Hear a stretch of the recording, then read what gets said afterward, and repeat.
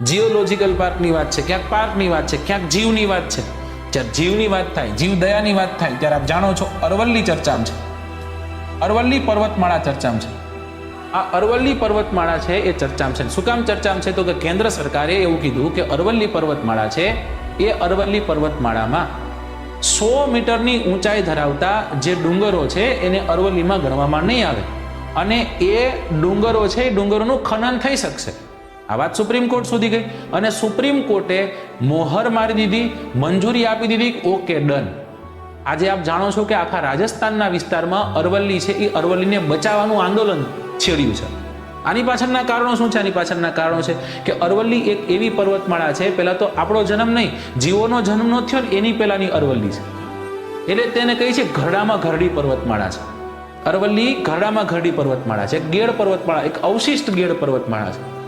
દોસ્તો, આ અરવલ્લી એક નાનકડી પર્વતમાળા નથી, આ એક જીવ છે. કેમ જીવ છે? તો કે આ એ જ જગ્યા છે જે જગ્યા પર અસંખ્ય જીવો વસે છે. એ ફ્લોરા હોય તોય ભલે, એ ફોનના હોય તોય ભલે. અહીંયાથી અસંખ્ય નદીઓ નીકળે છે, જેમાં સરસ્વતી નદી હોય તોય ભલે, સાબરમતી નદી હોય તોય ભલે, લુણી નામની નદી હોય તોય ભલે, બનાસ નામની નદી હોય તોય ભલે. આ બધી જ નદીઓના ઉદ્ગમ સ્થાન છે અહીંયાથી. આની સાથે સાથે બહુ મજાની વાત કે ઈશાન તરફ, ભારતના ઈશાન તરફ જે થારનું રણ આવેલું છે એ રણને આગળ વધતું અટકાવે છે.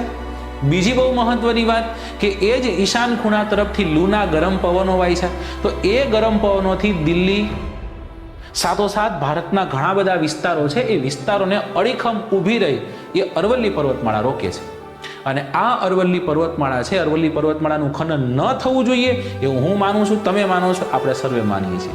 અરવલ્લી પર્વતમાળા 700 કિલોમીટર જેટલી લંબાઈ ધરાવે, ગુજરાતથી લઈ અને દિલ્હી સુધી ફેલાયેલી છે. સૌથી વધુ વિસ્તાર એનો રાજસ્થાનમાં છે, આપ જાણો છો. એનું સૌથી ઊંચું શિખર આપ જાણો છો, 1722 મીટરની ઊંચાઈ પર આવેલું ગુરુ શિખર છે. આ નાની નાની બાબતો છે જે બહુ કામની છે, રાઈટ? આ બહુ કામની છે, સમજવા જેવી બાબતો છે, બરાબર, જેને આપણે યાદ રાખીશું.